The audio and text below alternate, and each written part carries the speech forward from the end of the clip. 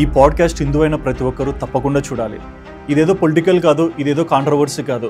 ఇది హిందూగా బ్రతకాలని ఒక నమ్మకానికి, ముస్లిమ్స్గా మారాలి లేదంటే చంపేస్తామన్న ఒక నరకానికి మధ్య జరిగే కదా. Muslims in Pakistan forcing Hindus to convert to Islam by torturing them with electric shocks. 60 Hindus were forcibly mass converted to Islam. అటు ఆ దేశంలో ఉండలేక ఇటు ఇండియా వద్దామంటే వాళ్ళకు ఉండే ఛాలెంజెస్, వచ్చాక వాళ్ళు ఫేస్ చేసే సిచ్యువేషన్స్ అన్నీ ఇన్ని కాదు.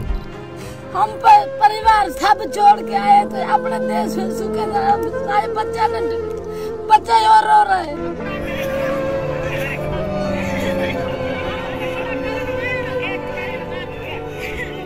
ఇవన్నీ విన్నాక నేను చాలా డిస్టర్బ్ అయ్యాను.